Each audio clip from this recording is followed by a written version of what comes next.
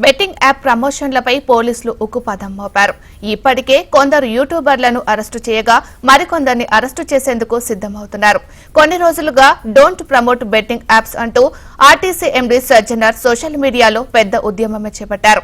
Betting apps promotions చేసే వాళ్ళకి bail సైతం దొరకదు అని అంటున్న ఆర్టీసీ ఎండీ సజ్జనార్తో మా ప్రతినిధి ఆర్కే ఫేస్ టు ఫేస్.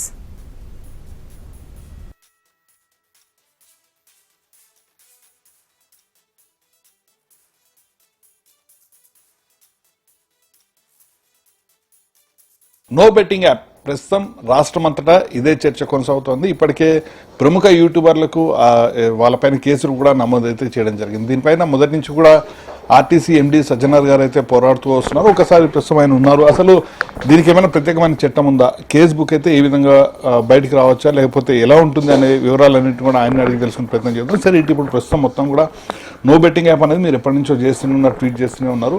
అయినప్పటికీ కూడా ఇక్కడ కూడా టాప్ యూట్యూబర్లు కూడా దాన్ని నడిపిస్తూనే ఉన్నారు. ఇప్పుడు చాలా మంది పైన కేసులు కూడా నమోదవుతున్నాయి.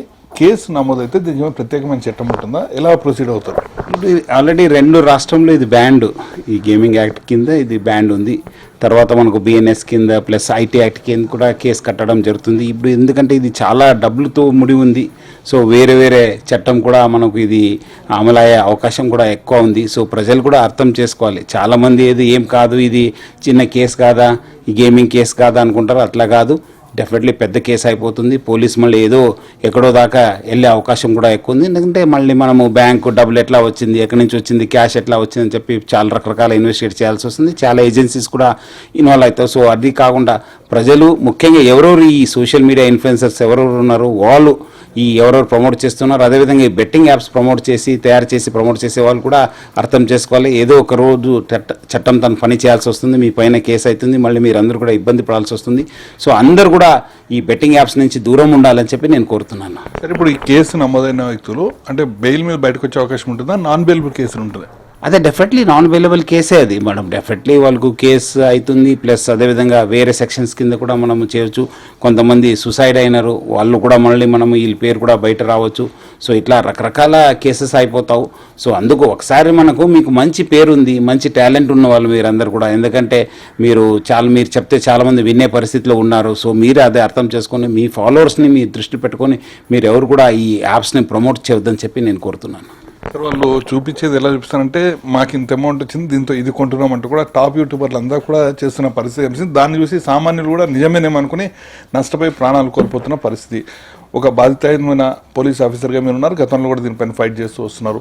మీరు టాప్ యూట్యూబర్లని ఇంతకుముందు చెప్పినట్టు ఏం కోరుతారు, అలాగే దీని నుంచి బయటపడాలంటే ఏం చేయాలంటారు? అదే టాప్ యూట్యూబర్స్ కోరేదేమంటే మీరంతా ఎవరో వాళ్ళు డబ్బులు వచ్చింది నాకు ఇట్లా పోతే నేను ఇట్లా డబ్బులు విసిరేసాను, లేదంటే చూడండి కొత్త బండినే కాల్ చేస్తున్నాను, నాకేం పెద్ద డబ్బులు లెక్క లేదని చెప్పి చూసినా అది మంచిది కాదు. ఎందుకంటే మీకు చూసి చాలామంది బలి అయిపోతున్నారు. మీరు చూస్తుంటారు రోజు ఎక్కడో దగ్గర చచ్చిపోవడము, సూసైడ్ కావడము, పారిపోవడము, లేదంటే ఫ్యామిలీ ఇబ్బంది పడడము అని చాలా జరుగుతుంటారు. సో అది అర్థం చేసుకొని మీరు ఎవరు కూడా ప్రమోట్ చేయవద్దు. ప్లస్ అదేవిధంగా మీకు నిజమైన అది ఏదో జస్ట్ వాళ్ళని లాగడానికి, వాళ్ళని అంతా ప్రలోభ పెట్టడానికి ఇలాంటి వీడియోస్ కూడా చేయవద్దని చెప్పి నేను కోరుతున్నాను. ఇన్ఫ్లుయెన్సర్లకి ఖచ్చితంగా ఇన్ఫ్లుయెన్స్ అవుతున్న పరిస్థితి కనిపిస్తుంది. ఇన్ఫ్లుయెన్స్ కావద్దు అంటే ఎలా బయటపడాల్సిన అవసరం ఉందంటారు? ఏం లేదు, వాళ్ళు ఇన్ఫ్లుయెన్స్ కావద్దంటే మీరు ఇప్పుడు ఎవరో సోషల్ మీడియా ఇన్ఫ్లుయెన్సర్స్ ఉన్నారు, వాళ్ళు ఏదో మీకు ఇన్ఫ్లుయెన్స్ చేస్తున్నారు, లేదంటే మీకు ఏదో ప్రలోభ పెడుతున్నారంటే ఇమ్మీడియట్లీ అలాంటి ఎవరు ఈ అన్ఎథికల్ బిజినెస్ కావచ్చు, ఇల్లీగల్ బిజినెస్ ప్రమోట్ చేస్తున్నారు వాళ్ళందరినీ అన్ఫాలో చేస్తే మీకు కాంటాక్ట్ ఉండదు, మళ్ళీ వెళ్ళిపోతారు. అదేవిధంగా మీరు ఇది ఇల్లీగల్ అన్నప్పుడు మీకు ఎవరు ప్రలోభ పెట్టినా మీరు లొంగరు. సో డెఫినెట్లీ మీకు ఆ ఒక స్థైర్యం వచ్చేస్తుంది, మీకు ఒక కాన్ఫిడెన్స్ వచ్చేస్తుంది. సో ఫస్ట్ ఏమంటే ఎవరు ప్రమోట్ చేసేవాళ్ళు ఉంటే మీరు వాళ్ళని అన్ఫాలో చేస్తే చాలా సగం ప్రాబ్లం తగ్గిపోతుంది. సరే, ఎలా కఠినంగా వివరించాల్సిన అవసరం ఉంది? ఎందుకంటే ఈ విషయాలు బయటకు వస్తున్నా చాలా తక్కువగా ఉన్నాయి. ఒకవేళ కేసు పెడితే పరువు పోతుందేమో అని చాలా మంది కూడా ఆలోచిస్తున్నారు. సో అసలు ఎలా కఠినంగా వ్యవహరించాల్సిన అవసరం ఉందంటారు? ప్రజలు ఎక్కడెక్కడ నష్టపోయినారు ఇలాంటి చెప్పడం వల్ల, లేదంటే ఇలాంటి చేయడం వల్ల వాళ్ళు డెఫినెట్లీ కేసు కట్టాల్సిందే. ఇప్పుడు ఇప్పుడు మీరు అందరు కూడా చూస్తుంటారు, సైబర్ క్రైమ్ స్టార్టింగ్ అయినప్పుడు ఎవరు పట్టించుకోలేదు, ఎందుకు పరువు పోతుంది అది ఇప్పుడు అందరు కూడా బయట వస్తున్నారు. ఇప్పుడు చూశారు కదా డిజిటల్ అరెస్టు, లాస్ట్ మనం ఆల్మోస్ట్ నేను మార్చ్లో పెడితే అక్కడ ఆనరబుల్ ప్రైమ్ మినిస్టర్ గారు సెప్టెంబర్లో టేకప్ చేశారు. తర్వాత ఇప్పుడు తగ్గుముక్కుపోయింది అయిందని చెప్తాం. ఇట్లానే ఒక ఇష్యూని మనం టేకప్ చేసి ప్రజల చైతన్యం చేస్తే అది డెఫినెట్లీ తగ్గిపోతుంది. ప్రజలు అందుకు పోయి కేసు కట్టాల్సిందే, ఎవరు ఈ సోషల్ మీడియా ఇన్ఫ్లుయెన్సర్స్ కావచ్చు, లేదంటే వాళ్ళు బెట్టింగ్ యాప్స్లో ఇట్లా చేసి నాకు చేశారని చెప్పి. సో డెఫినెట్లీ దానివల్ల కూడా బాగా ఎఫెక్ట్ అవుతుంది. ఆ మ్యాగ్నిట్యూడ్ ఆఫ్ ది ప్రాబ్లం అనేది తెలుస్తుంది మనకు. ఫైనల్గా బెట్టింగ్ యాప్స్ వాటిపైన ప్రజలకు ఎలా అవగాహన కల్పించాల్సిన అవసరం ఉందంటే మీరేం చెప్తారు? ముఖ్యంగా అందరు కూడా మనం ఎవరెవరు ఈ ఒక బెట్టింగ్ యాప్స్ నుంచి తెలుస్తుంది వాళ్ళందరూ కూడా say no to betting apps అని చెప్పి నేను కోరడం జరుగుతుంది. మీరు కూడా తెలిసిన వాళ్ళు ఎవరు ఇలాంటి వాళ్ళు ఉంటే కూడా వాళ్ళని కూడా చెప్పేసి ఈ బెట్టింగ్ యాప్స్ నుంచి దూరం ఉండాలని చెప్పి నేను ప్రజలందరూ కూడా కోరుతున్నాను.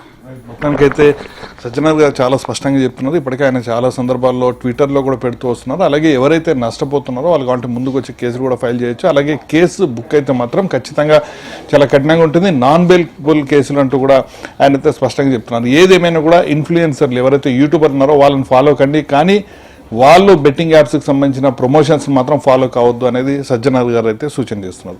వీడియో జర్నలిస్ట్ శ్రీకాంత్తో RK HM TV హైదరాబాద్.